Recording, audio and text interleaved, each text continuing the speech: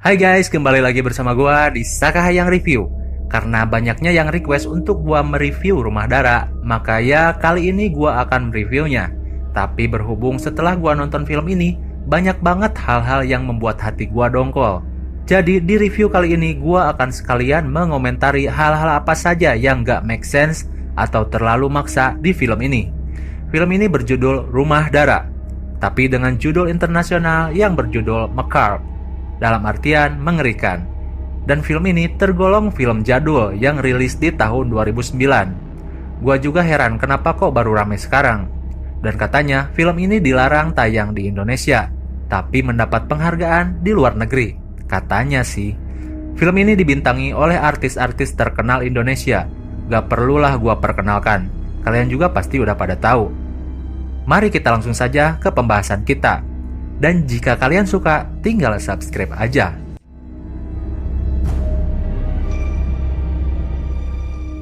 Film ini diawali dengan scene 3 orang anak dan 1 orang ibu.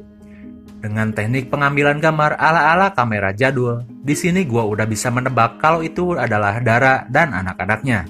Kemudian scene berpindah pada seorang wanita bernama Ladia. Ia adalah seorang pelayan kafe. Ia mempunyai saudara laki-laki bernama Aji. Sepertinya hubungan mereka tidak harmonis.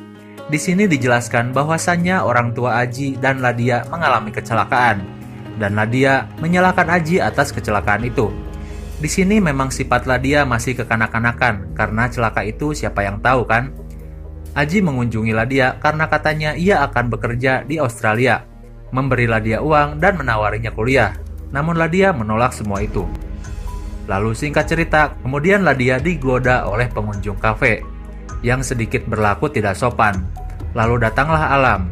Ia membela Ladia, dan di sini sang sutradara tidak ingin memperlihatkan adegan berantem ala-ala anak bar. Jadi scene berantemnya di skip setelah Alam ditabok botol.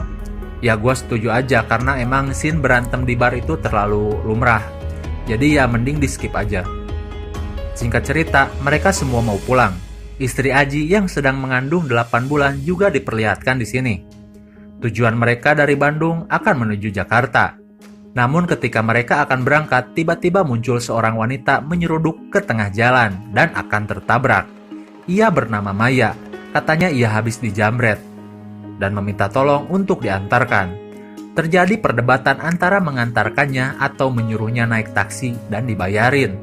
Namun karena bujuk istri Aji dan mata keranjangnya si botak Eko, mereka sepakat untuk mengantarkannya. Ternyata rumah Maya sangat jauh dan masuk ke pelosok-pelosok. Sampai-sampai mereka bertanya, ini bener jalannya? Karena memang jauh dari pemukiman warga. Dan singkat cerita, mereka sampai di rumah Maya. Di sini Maya membujuk mereka untuk masuk dulu ke rumah, bertemu ibunya untuk mengucapkan terima kasih. Ya memang mereka sedikit menolak, namun akhirnya mereka mau masuk. Dan datanglah seorang wanita ibu dari Maya. Ia adalah Dara, pemilik rumah tersebut. Dengan gelagat dan kelakuan anehnya, ia menawarkan mereka semua untuk makan. Sebagai tanda terima kasih, disinilah dia sedikit merasa ada yang aneh. Dan gua juga merasa aneh. Katanya Aji terburu-buru ingin sampai di Jakarta, karena ia akan berangkat ke Australia. Namun bisa-bisanya mereka santai-santai dulu. Kemudian Ladia ingin merokok sebentar di luar, dan ia melihat ada 2 orang lelaki aneh yang sedang menyeret kresek sampah. Udah ketebak dong, itu pasti tubuh manusia. Lalu Ladia kembali masuk dan melihat foto-foto jadul. Di sini ia merasa semakin aneh. Demikian juga gua. Tingkah para tamu yang berkelakuan tidak sopan dengan memainkan benda-benda di rumah itu. Adegan ini aneh sih menurut gua, karena gak wajar dong di rumah orang begitu. Mungkin si sutradara ingin mengenalkan benda-benda yang nantinya akan digunakan di scene-scene selanjutnya dengan cara seperti itu. Singkat cerita, mereka semua makan. Namun Aji dan istrinya tidak ikutan. Ia ingin istirahat di kamar. Yang sebelumnya istri Aji diberikan minuman aneh seperti jamu tradisional karena Dara tahu istri Aji sedang mengandung. Kemudian mereka makan. Biasa makan daging yang pasti bukan daging sapi sih. Dan minum-minum seperti anggur. Namun setelah mereka minum, tiba-tiba mereka merasa pusing dan tentunya minumannya sudah dikasih obat bius. Lalu mereka semua pingsan. Eko yang digoda Maya masuk ke kamar dan mantap-mantapan seperti tidak memiliki arti lebih. Toh sama-sama dibius dan pingsan. Lalu apa bedanya dengan Eko pingsan di meja sama seperti teman-temannya? Namun gua menyimpulkan di sini, mungkin Maya merasa kesepian dan ingin mengambil sedikit keuntungan sebelum korbannya pingsan. Atau juga Maya berharap ia bisa mempunyai anak untuk bisa menambah anggota keluarganya. Namun percuma, Eko keburu pingsan. Singkat cerita, Alam terbangun di mejanya, menemukan teman-temannya sudah tidak ada. Dengan kepala yang pusing, ia kembali digoda oleh Maya, dan semakin membuktikan bahwa memang Maya adalah wanita kesepian. Namun Alam tidak mau dan bersikeras bertanya di mana teman-temannya. Lalu tiba-tiba, tangan Alam disabet menggunakan pisau oleh Maya yang sedang marah karena dicuekin. Dan terjadi pertarungan di sana antara Maya dan juga Alam. Ketika Maya terpojok, lalu datanglah Adam, saudara dari Maya. Dilihat dari kekuatannya, ia sangat kuat, dengan bisa mematahkan tangan Alam dengan begitu mudahnya. Lalu kejadian itu dilihat oleh Aji dan istrinya. Mereka panik dan lari. Ia pun dengan mudahnya dilumpuhkan. Istri Aji yang berlari mengurung diri di kamarnya. Di sisi lain, Ladia, Jimmy, dan Eko yang disekap di ruang jagal khas-khas film psikopat berteriak-teriak minta tolong. Oh ya, gue mau tanya bagi orang yang udah pernah nonton film ini, apa kalian merasa gak kalau Eko dan Jimmy agak sedikit overacting? Atau cuma perasaan gue aja gitu? Ya mudah-mudahan perasaan gue aja. Ladia yang minta tolong kemudian melihat Alam yang sedang diikat dan akan disiksa layaknya film-film psikopat pada umumnya. Dipotong-potong menggunakan gergaji mesin, diiringi lagu khas Indonesia yang jadul. Ladia yang melihat itu kemudian histeris. Lalu daging-dagingnya dimasukkan ke dalam box berisikan es batu. Kemudian giliran Ladia yang diseret dan diikat di ruang jagal. Untung saja ia bisa meloloskan diri dengan cara menggigit lidah psikopat yang berusaha menciumnya dan menusuknya di perut. Di sini gua merasa gedeg, kenapa nggak dibunuh langsung aja gitu? Udah gua bilang berkali-kali psikopat mah kuat. Di sisi lain, istri dari Aji yang tangannya tertusuk akibat ulah Adam, ia melihat orang lain di luar. Seorang ibu-ibu seperti melakukan sebuah transaksi. Ia meminta tolong kepada orang tersebut, namun sepertinya orang tersebut adalah salah satu dari komplotan Dara. Ternyata ia adalah penadah daging-daging manusia yang dijagal di rumah itu. Entah untuk apa daging itu, tidak dijelaskan sama sekali di film ini. Kemudian air ketubannya pecah dan sepertinya ia akan melahirkan. Itu adalah efek dari jamu yang diberikan Dara ketika di awal-awal kedatangan mereka. Dan ia pun melahirkan anaknya sendirian di kamar tersebut. Dan ternyata ibu Dara menginginkan bayi tersebut. Di sisi lain, Ladia, Jimmy, dan Eko yang berhasil lolos keluar dari saluran pembuangan, entah kenapa malah balik lagi ke halaman rumah Dara. Dan tiba-tiba mereka ketahuan. Ia pun di crossbow sama Maya. Dan yang terkena adalah Eko, cuma keserempet di kuping sih. Lalu mereka semua lari ke hutan. Tiba-tiba datang ibu Dara yang merebut crossbow-nya. Dan dengan aim dewa, ia berhasil mengenai Ladia meskipun dari jarak yang jauh. Dan dengan banyaknya pohon yang menghalangi. Keren kan?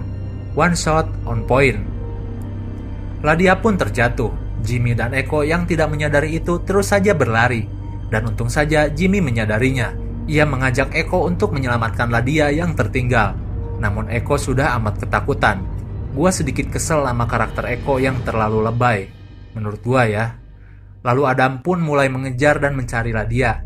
Dan anehnya, tiba-tiba Jimmy sudah berada di samping Ladia dan menutup mulutnya supaya nggak ketahuan Adam.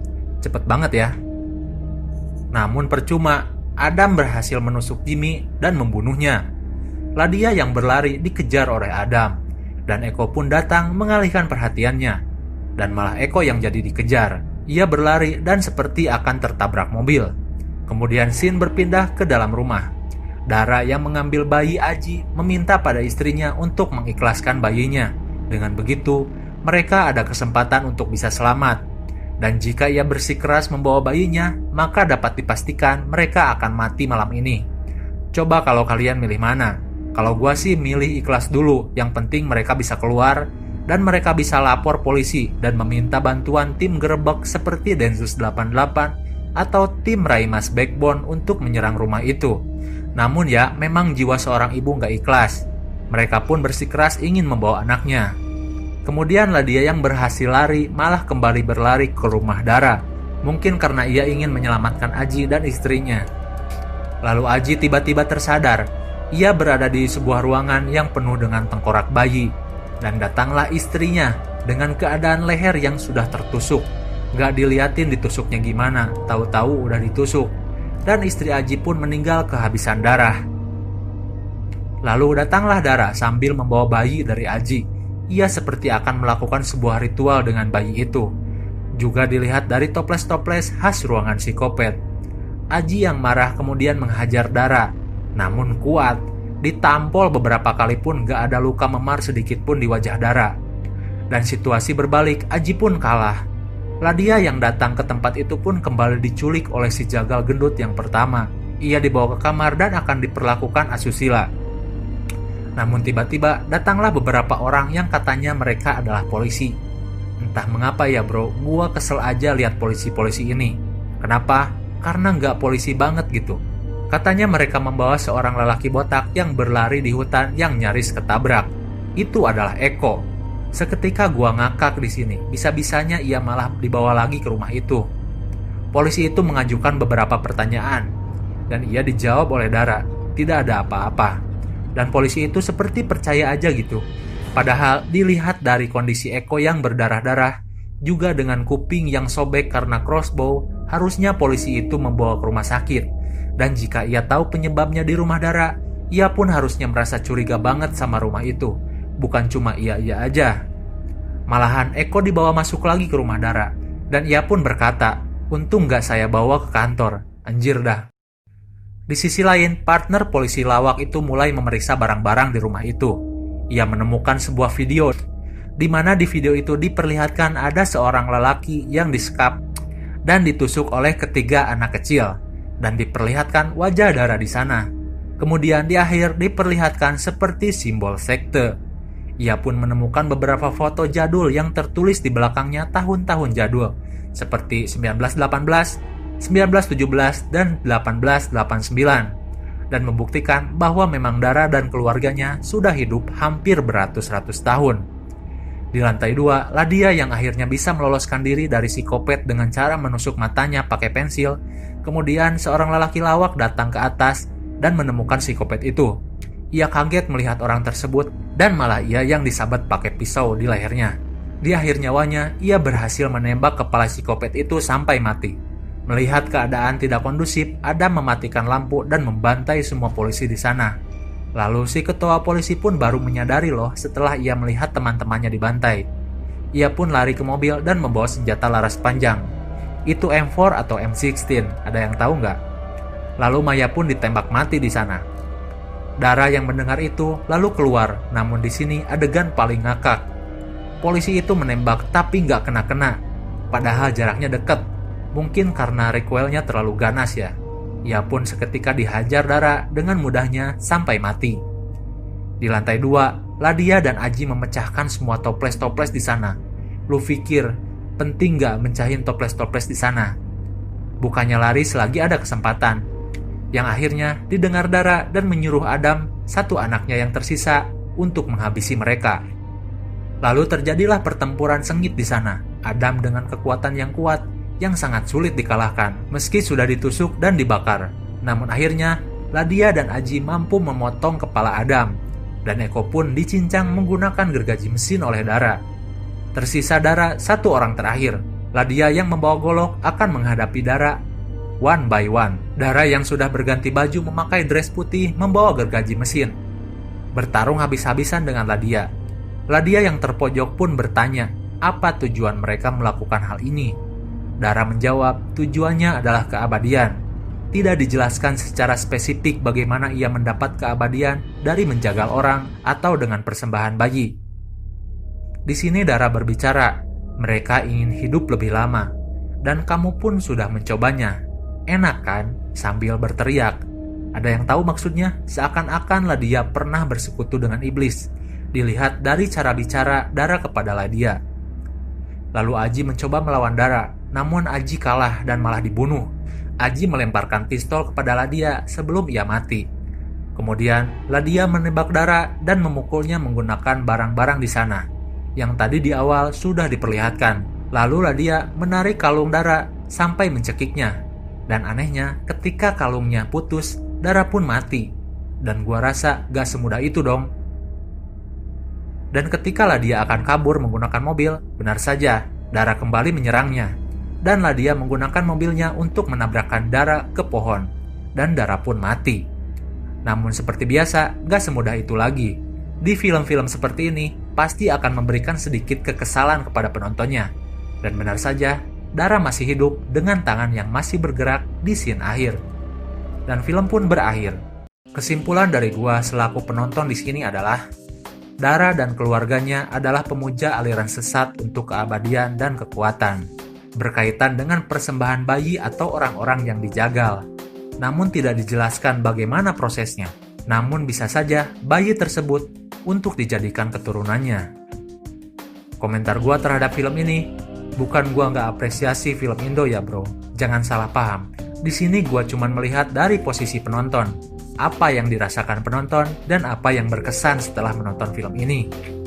Yang pertama, terlalu percayaan sama orang asing yang jelas-jelas kelihatan aneh. Yang kedua, tidak ada alasan kuat bagi mereka tetap stay dan makan minum, malah sampai rebahan di kamar Dara. Cuma gara-gara nggak enak aja sama tuan rumah. Kalau saja dasar mereka diem di rumah itu gara-gara ban mereka bocor atau disabotase, mungkin lebih make sense, seperti film Wong Chun. Yang ketiga, gua melihatnya kok kayak overacting, terutama si Jimmy sama si botak Eko. Coba deh lu tonton sendiri, bakalan kerasa banget. Dan yang paling parah adalah ketika scene datangnya polisi. Itu mah udah bener-bener parah, gak bisa dijelasin lagi, pokoknya gak make sense banget. Lalu, pengungkapan tokoh dari Dara yang seharusnya diungkap oleh si tokoh penting seperti Ladia atau Aji, ini malah ditemukan oleh polisi yang gak seperti polisi. Dan karakternya gak terlalu penting, dengan menemukan rekaman video dan foto-foto Dara. Selanjutnya, latar belakang Dara yang tidak dijelaskan secara detail, bagaimana sekte itu bisa diyakini oleh Dara, dan bagaimana cara kerja sekte itu untuk membuat orang menjadi abadi, gak pernah dijelasin. Sebetulnya masih banyak lagi hal yang mau gua sampaikan, hal-hal kecil sih, tapi gua merasa masih oke lah. Tapi so far, dengan film Indo yang seperti ini, mungkin menambah warna baru di perfilman Indonesia di tahun 2009-an, yang didominasi film horor esek-esek, seperti film Tali Pocong Perawan atau Air Terjun Pengantin. Ini lebih better lah. Namun, yang perlu diperhatikan adalah di samping efek gore yang disajikan, seharusnya film ini dilandasi cerita yang kuat, supaya film ini jadi lebih good. But, gua apresiasi kok, itu hanya masukan dari gua sebagai penikmat film horor. Khususnya bagi orang yang sering nonton film horor slasher luar negeri, pasti paham maksud gua. Thanks for watching and see you on next video.